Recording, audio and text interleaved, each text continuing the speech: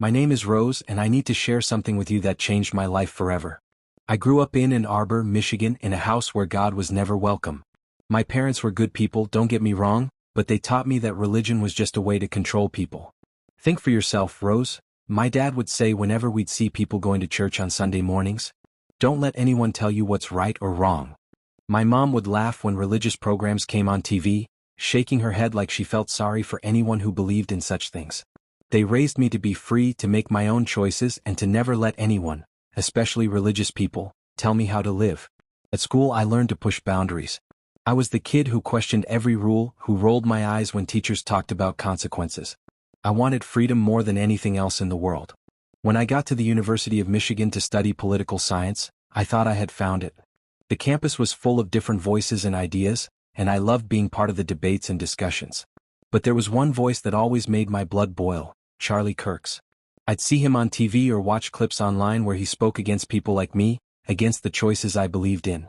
To me he was everything wrong with religious thinking: loud, hateful, and confused. Whenever people brought him up, I'd just walk away.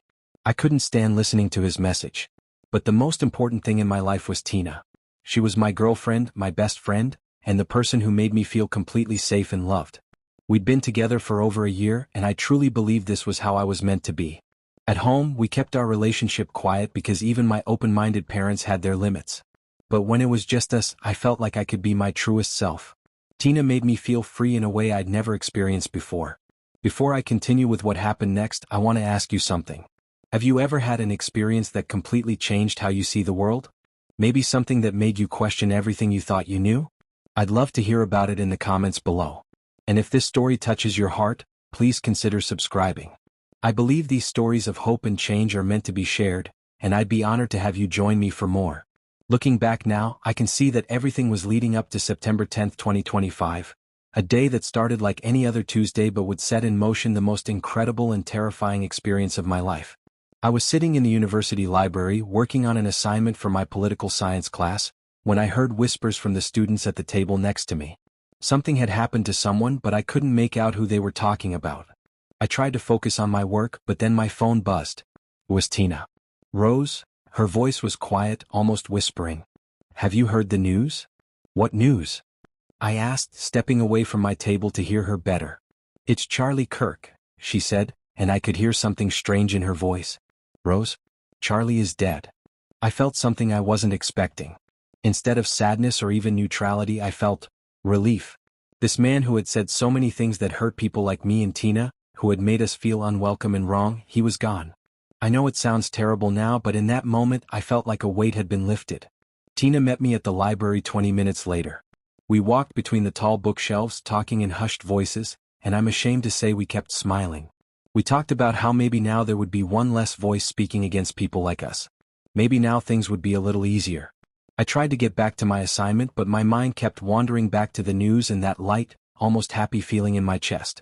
When I got home that evening, I couldn't shake the strange mood I was in. I felt like something had shifted in the world, like maybe things were going to be different now. I ate dinner with my parents, but I barely tasted the food. My mind was somewhere else entirely. That night, I went to bed feeling oddly peaceful, like something that had been pressing down on me was finally gone. But I had no idea that the next day would change everything I thought I knew about life, death, and what really matters. I had no idea that my feeling of relief would soon turn into something I would carry with deep regret. Sometimes the universe has a way of showing us truths we never wanted to see, in ways we never expected.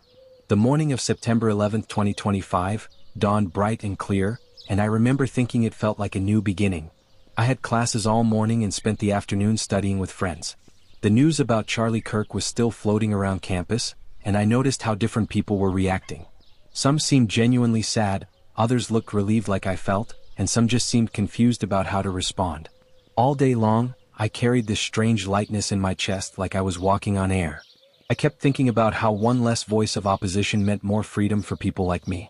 That evening, I came home exhausted but still carrying that odd sense of relief. I ate a quiet dinner with my parents, took a shower, and got ready for bed. I remember lying down on my bed around 10:30 p.m., staring at the ceiling and thinking about the day's events. I was tired, but my mind was racing with thoughts about what this change might mean for the future. Then, without any warning, my entire world changed. A sharp, stabbing pain shot through my chest like nothing I had ever felt before. It was so sudden and so intense that I gasped and sat up quickly. The pain was different from anything I could describe, not like when you pull a muscle or get a headache. This felt like something was squeezing my heart from the inside. I stood up, planning to call out to my mother for help. I took one step toward my bedroom door, opened my mouth to shout for her, and then everything went completely black. Not like falling asleep. More like someone had just turned off a switch in my mind. One moment I was there, and the next moment there was nothing. The next thing I remember is the most incredible and terrifying thing that has ever happened to me. I was floating above my bedroom, looking down at my own body lying motionless on the floor. I could see myself perfectly clearly, my long brown hair spread out around my head, my pajamas twisted from where I had fallen, my face pale and still. It was me, but I was also watching from above, completely aware and alert. My mother had heard the sound of me falling and was kneeling beside my body, her hands shaking as she felt for a pulse. I could hear her crying, "Rose? Rose, wake up." She was reaching for her phone with trembling fingers, trying to call for help. I wanted to tell her I was okay, that I was right there watching her, but I couldn't speak. I couldn't make any sound at all. I felt myself being pulled away from the scene, not by any force I could see, but like there was an invisible current drawing me forward.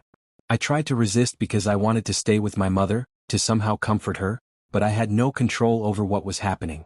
I was being drawn into what looked like a long, bright tunnel. The light wasn't harsh like a flashlight or the sun, it was warm and gentle, but so bright that it seemed to fill everything around me. As I moved through this tunnel, I felt completely weightless, like I was floating in warm water. The walls of the tunnel seemed to glow with their own light, and I could feel a peace I had never experienced in my entire life. All the worries and stress I had been carrying just melted away. For a moment I thought maybe this was what dying felt like, and if it wasn't scary at all. But then the light began to change and I found myself somewhere I never expected to be. Instead of the peaceful place I thought I was heading toward, I was in a world that looked like nothing but pain and suffering. The air itself felt heavy and dark, even though I could see clearly. All around me I heard people crying out, not just sad crying but desperate, hopeless sounds that made my heart break. I saw faces I had never seen before, people of all ages reaching out as if they were trying to grab onto something, anything that might help them. Their eyes were filled with a regret so deep it seemed to go on forever. They were begging for help, for mercy, for just one more chance, but there was no one there to help them. The loneliness in that place was overwhelming. It pressed down on everything like a weight that couldn't be lifted. What struck me most was how real it all felt. This wasn't like a dream where things are fuzzy or don't make complete sense. Every detail was crystal clear. I could feel the desperation in the air, could sense the hopelessness that surrounded these people. They weren't evil monsters or scary creatures. They were people just like me who seemed to be trapped in their own sorrow and regret. I felt a cold shame wash over me as I watched this scene. Something deep inside me knew that I was seeing something important, something that was connected to my own life in ways I didn't fully understand yet. The joy I had felt about Charlie Kirk's death suddenly seemed so small and petty compared to this overwhelming sadness I was witnessing. Then, in the distance, I saw something completely different. There was a light that stood apart from everything else. Not the dim, heavy atmosphere of where I was, but a brilliant, warm brightness that seemed to push back against all the darkness around it. In the center of this light was a figure, and even though I couldn't make out any details, I felt a peace radiating from this presence that was unlike anything I had ever experienced. Without hearing any words, I somehow knew that this figure was calling to me. It wasn't a voice I heard with my ears, but something deeper, like the call was reaching directly into my heart. I felt myself being gently pulled toward this light, away from the place of sadness and toward something that felt like home, even though I had never been there before. What happened next shook me to my very core. As I drew closer to this incredible light, I realized I couldn't make out the face of the figure standing in its center. The brightness was so intense, so pure, that it was like trying to look directly into the sun. But somehow I wasn't blinded by it. Instead, I felt surrounded by a love so complete and perfect that it made every other feeling I had ever experienced seem pale in comparison. I knew without any doubt that I was in the presence of the Creator, the God my parents had taught me to dismiss, the God I had been raised to mock and ignore. This wasn't just a good person or a wise teacher. This was the source of all life, all truth, all love. The holiness radiating from this being was so powerful that I felt like I should fall down, but somehow I remained standing, held up by a gentle strength that wasn't my own. Then the being spoke to me, though not with words that I heard. It was more like thoughts and feelings and knowledge all flowing directly into my mind and heart at the same time. When he said my name, Rose, I felt completely seen and known in a way that was both wonderful and terrifying. It was like he could see every thought I had ever had, every choice I had ever made, every secret I had ever kept. He revealed to me why I was there, and his words filled me with a shame I had never known existed. What you saw, he showed me, referring to that place of crying and regret, is a glimpse of what happens when people reject truth. Why have you hated me? Why did you deny the truth? Why did you rejoice in pain and in the stumbling of my witnesses? I wanted to explain myself, to defend the way I had been raised, to tell him about how religious people had seemed so harsh and judgmental. But standing there in his presence, all my excuses felt hollow and empty. I could see clearly now that it wasn't really about other people or how they had acted. It was about my own heart, my own choices, my own refusal to seek truth. He continued, and each word pierced through me like a gentle sword. You hate those I sent and you love your fleshly desires. You deny the Spirit and embrace what pleases you for a season. I thought about my relationship with Tina, about how sure I had been that our love was pure and right. I thought about my joy when Charlie Kirk died, about how I had celebrated the silencing of someone who spoke about sin and righteousness. I thought about how I had lived my entire life doing exactly what felt good to me, never stopping to ask if there was a higher purpose, a greater truth I should be seeking. Then he began to show me things that would help me understand. The being took me to what looked like a beautiful field where a strong, fruitful tree stood tall and healthy. I watched as people came with axes and saws, attacking the tree with anger and determination. They hacked at its trunk, tore at its branches, and cheered when a violent wind finally knocked it over. The tree fell with a great crash, and for a moment, it seemed completely destroyed. The people who had cut it down celebrated, thinking they had won some great victory. They walked away satisfied, believing they had stopped something they didn't like. But then I watched as rain began to fall on the field. The fallen fruit from the tree began to decay, but from that decay came new seeds. Those seeds took root in the rich soil, and soon tiny green shoots began to appear all across the field. In what seemed like no time at all, those shoots grew into new trees. Not just one tree but dozens, then hundreds. The entire field became a forest of strong, healthy trees, each one bearing fruit and scattering seeds for even more growth. The being showed me this and said, "Those who attack the servant think they stopped the work. But this is only the beginning. From what seems destroyed, new growth will come and spread." I understood that he was talking about people like Charlie Kirk, people who spoke his truth even when it was unpopular. I realized that my joy at Charlie's death was not just wrong, it was foolish. The message he carried wouldn't die with him. In fact, his death might cause that message to spread even further, reaching people who had never heard it before. Then the being began to show me passages from Scripture, words I had heard before but had always dismissed or ignored. He brought to my mind the psalm that talks about how God knew us before we were even born, how he formed us in our mother's womb and saw all our days before any of them came to be. He showed me the commandment that says we shall not murder, and how this applies not just to taking life with our own hands, but to celebrating when any life is taken. He revealed to me the passages that talk about sexual relationships, the verses from Leviticus and Romans that I had always been taught were old-fashioned and irrelevant. But standing there in his presence, I could feel the truth behind these words. They weren't meant to be cruel or limiting, they were meant to guide us toward the relationships and the life that would truly fulfill us and honor him.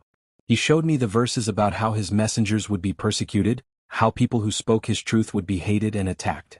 I realized that every time I had felt angry at people like Charlie Kirk, I was fulfilling these very prophecies. I was playing the role of the person who hates the truth teller, not because the message is wrong, but because it challenges the life I want to live. The weight of this understanding was almost too much to bear. I felt a sorrow deeper than anything I had ever experienced, a regret that seemed to reach into every corner of my heart. I had lived my entire life thinking I was free, but I could see now that I had been a slave to my own desires, my own pride, my own refusal to submit to anything greater than myself. In that moment of overwhelming conviction, everything in me broke open. Standing there in that incredible light, with the full weight of truth pressing down on me, I began to cry like I had never cried before. These weren't just tears of sadness, they were tears of deep, soul-crushing shame mixed with a desperate hope that somehow, some way things could be different.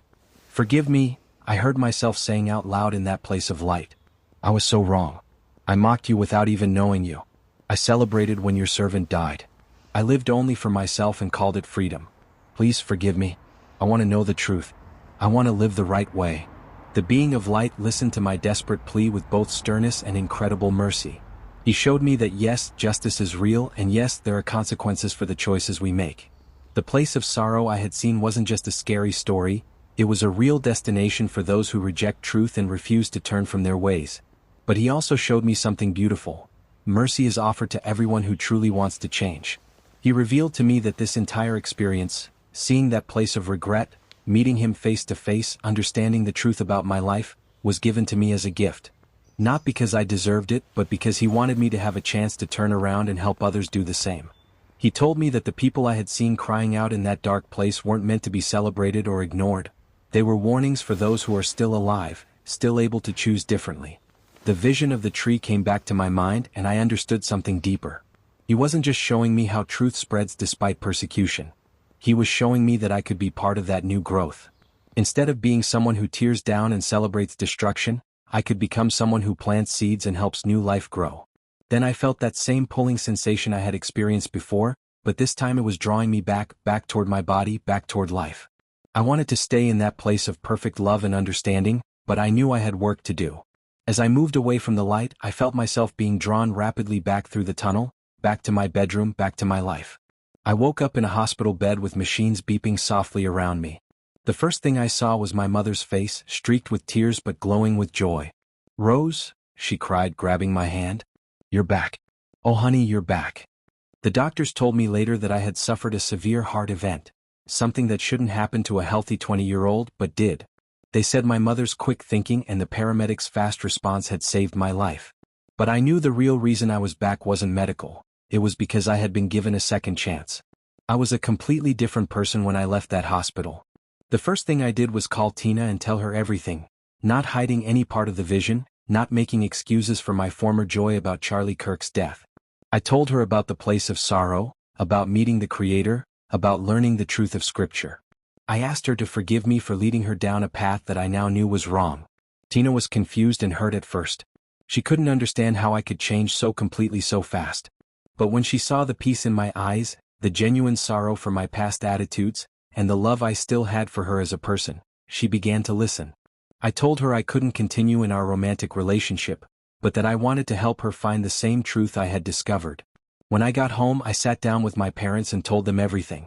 My mother and father, who had spent years teaching me to laugh at faith and mock religious people, saw something in me they had never seen before.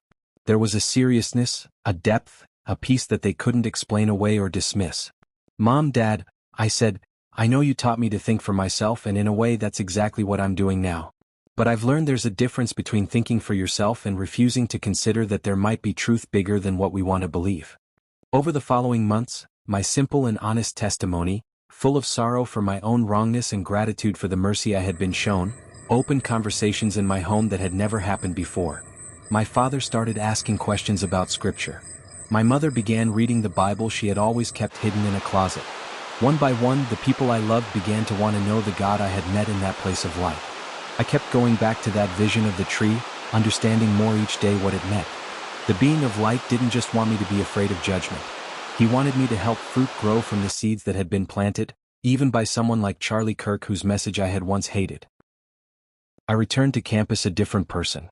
When I walked past the places where students were still arguing about politics and faith, I no longer felt anger or celebration when someone fell or when someone was silenced. Instead, I felt compassion for everyone who was searching, everyone who was hurting, everyone who was living in the same darkness I had lived in for so long.